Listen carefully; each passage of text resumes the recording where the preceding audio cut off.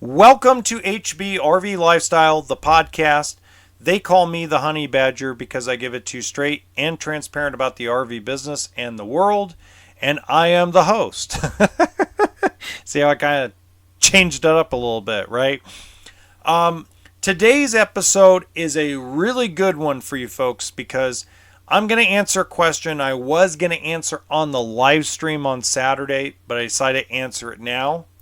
And the question is, brother, what do you have against Grand Design? What are you jealous of them?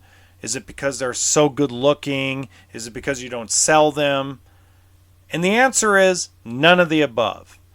I'm going to sit here and I'm going to tell you the story of why Grand Design makes me so angry. And disclosure, it's not the travel trailers that piss me off. Actually, before I get into the fifth wheels and the fifth wheel toy hauler, the Imagine and the Transcend are really well put together entry-level travel trailers. Okay? The Imagine to me is a great starter camper.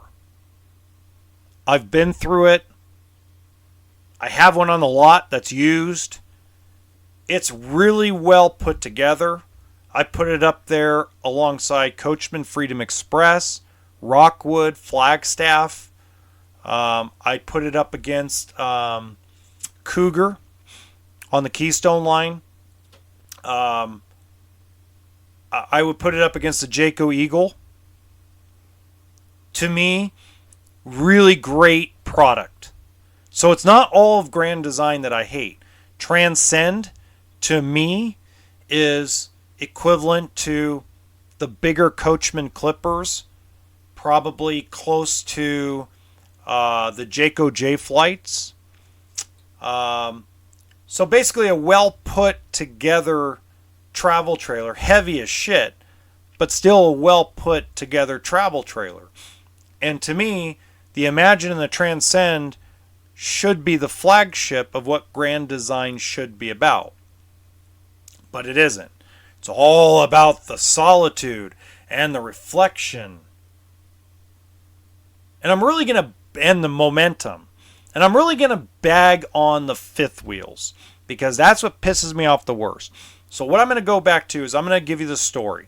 So let me give you the story from the perspective of a guy that sold some amazingly built tanks. Okay. 2011 comes around. I'm at Giant RV in Southern California. And they released the new Heartland Bighorn and the new Heartland Landmark. They hadn't done it to Big Country yet, but the Bighorn and the Landmark. When I went inside it the first time as a salesperson, I went, oh my God, this is the most butt ugly piece of crap on God's green earth. It was ugly. The cabinets were plain Jane terrible. The furniture looked like something out of like IKEA. The floor plans were really nice. They had a front den, a rear den. They had a lot of cool concepts. And the paint job was really good on Landmark. And the Bighorn looked great from the outside, but once you walked inside, it was like, oh, God, what am I walking myself into? And it reminded me a lot of the old Fleetwood Bounders. The Fleetwood Bounder motorhome was built like a ship brick house. Just built tougher than nails. But it was butt ugly inside. It was affordable and butt ugly. But it was nice. Oh, furnace went off. So you're going to hear the furnace in the background. Sorry about that. So moving forward, the rep comes out. His name was Ryan Scott. Ryan was my original Bighorn and Landmark rep. And Ryan comes out and teaches us why it's ugly on the inside. They showed us where they spent the money. So what they did was they vacuum bonded the entire unit. So they built it similar to how the old Fleetwood Bounders were built.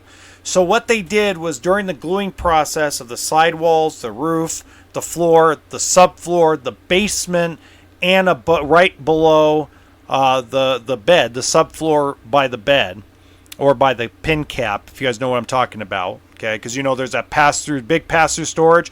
We're talking about the flooring at the top that you walk on when you're inside. They suck the air out through an industrial vacuum to make the bond stronger. So the first time that I walked into a Bighorn, Ryan, who was a pretty strong guy back then, punches the ceiling in like 4 different places in the Bighorn, and we all looked up and there wasn't even a freaking dent from his fist. And I fell in love. Instantaneously fell in love. Because I'm like, I can sell this. There was no exposed wood anywhere in the coach. There was no exposed plumbing anywhere in the basement storage. No exposed electrical.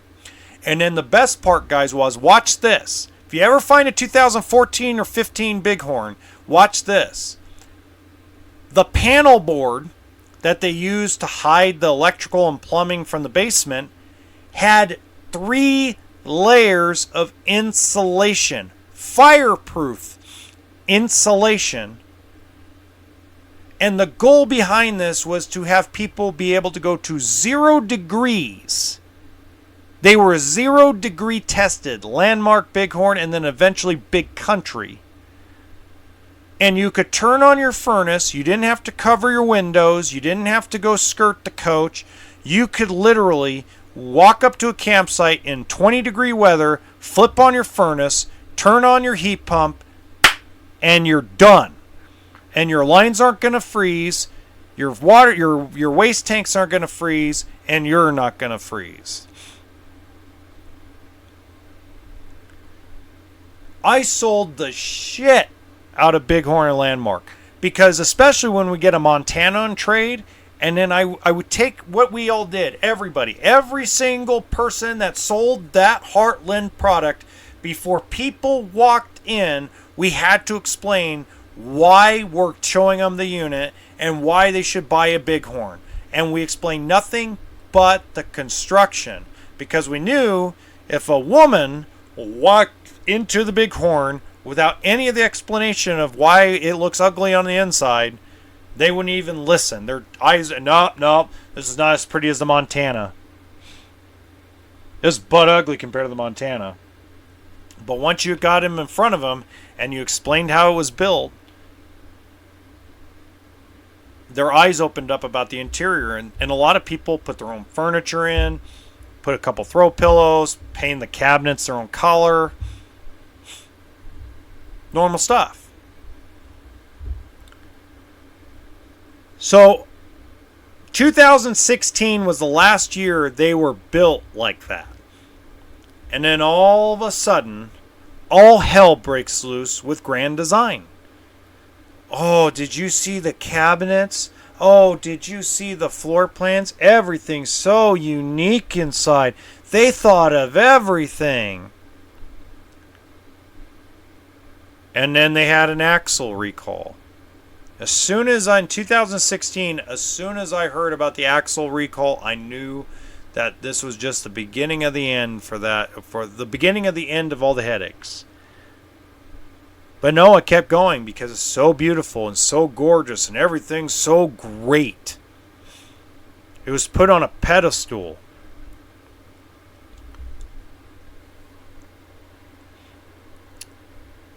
No RV company should ever be put on a pedestal, even if it's Airstream or Lance Travel Trailers. But I'm going to tell you something, folks. Grand Design ruined the industry in a bad way, because this is the rest of the story. So 2017 rolls around. Grand Design got this huge market share. Blah, blah, blah, blah, blah.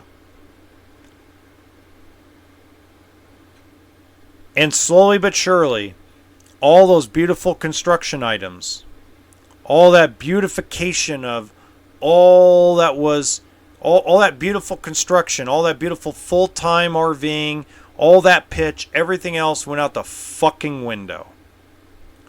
Real quick. Really bad.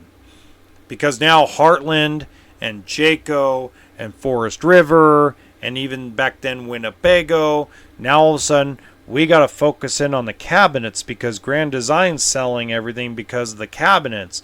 So, that floor plan's working well, so we'll just build it. We'll just copycat it because R&D in the RV business stands for research and duplicate. Okay, that's fine. And then all of a sudden there's the exposed piping. Then goes the insulation. Then goes the vacuum bonding. Then you start seeing exposed wood. Then you start seeing daylight in the slides. And then on and on and on and on. It was just so screwed up because they started focusing on the wrong crap. So instead of doubling down, watch this. This is a screwed up part about this industry. Instead of doubling down on what they were doing and just upgrading the furniture a little bit and doubling down and doubling down and doubling down and exposing Grand Design for the shit box it was, they decided they were just going to copycat the shit box. Okay. You know what? I could live with it for a little bit. And then freaking Winnebago bought them. The worst thing that could have ever happened to the industry is Winnebago bought Grand Design. Because Winnebago, they are the class of the motorhome world. Or at least they used to be. Now Newmar is. But back in the day, not that long ago, 3-4 years ago, Winnebago was the premier motorhome builder. Their travel trailers and toy haulers suck ass. They're two separate divisions run by two separate people. One deserves the Winnebago name. The other one needs to go to hell. And they got it cheaper and cheaper and cut more corners, charging more money. So they charge more money for these Grand Design fifth wheels and they cut more corners. So now there's black tank problems and plumbing problems. Now literally Forest River and Thor and everybody else, Keystone, Cougar, everybody, the whole industry has bought into this bullshit that we got to make it pretty.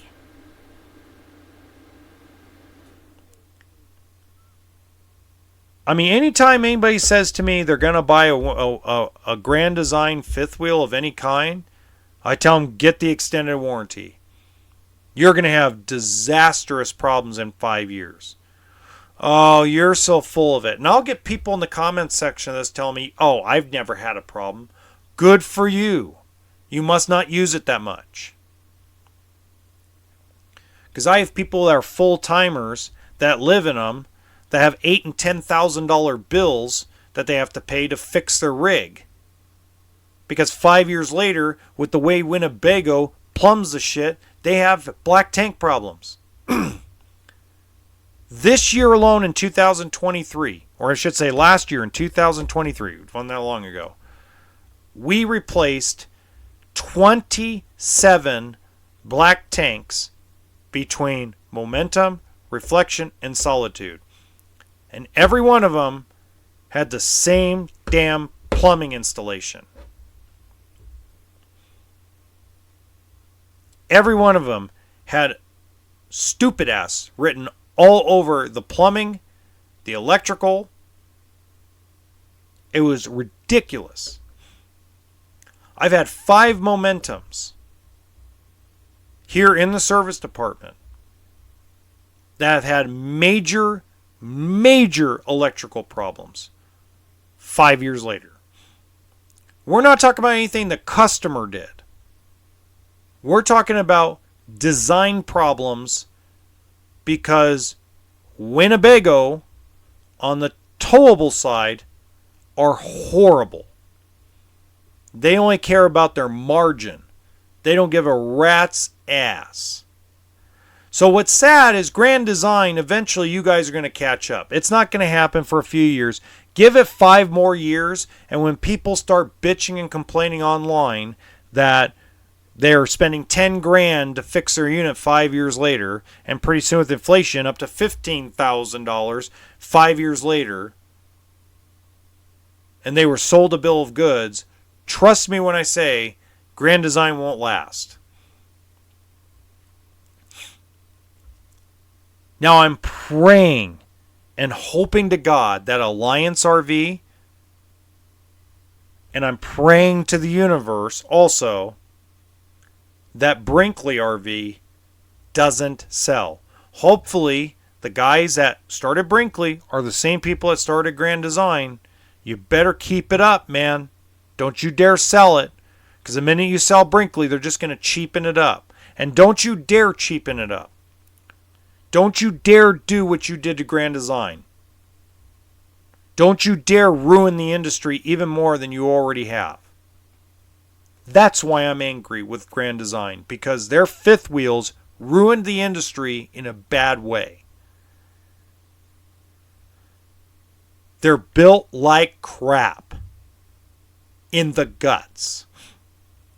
In the important part of the fifth wheel, and it's caused a lot of other manufacturers to follow their example because they want to make money and they don't want to lose market share.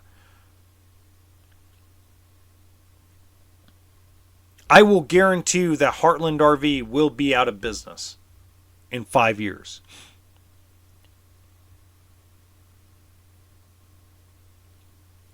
And that's sad because they were the best toy hauler, best fifth wheel toy hauler and best fifth wheel for full timers built. The absolute best. And you know what the best part about Bighorn, Landmark, Cyclone, Big Country, and Road Warrior was back in 2011 to 2016? They didn't sit in the service department. That's what pisses me off about Grand Design, and it gets me fucking emotional because, god damn it, they were the best. And Grand Design came around and fucked the whole industry to hell when it comes to it. Because there's nothing to pitch anymore. There's nothing to tell you. They're all built the damn same anymore. With a few exceptions. Riverstone, Mobile Suites, Redwood, they're built better than a Solitude. But they're not as good as they used to be because they have to price compete with Solitude. They have to compete with the interior design of it. Oh my God, did you see how great a quality this all is? Oh my God, did you see the quality? You could just feel the quality when you walk inside. I'm like, I want to just go to those people and go, have you ever worked on an RV?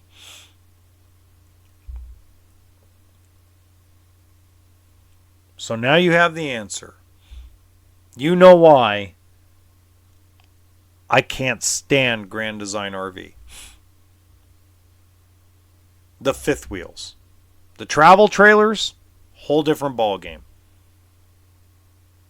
Totally differently built. Even the old Solitude and Reflection travel trailers are built pretty solid. It's the fifth wheels that are pieces of shit and ruin the industry. But imagine, Transcend, great units. You're going to have your normal problems. You know, the earthquake's on wheels still. So you're going to have your normal issues. But overall, they're a good unit. Until next time, Honey Badger out.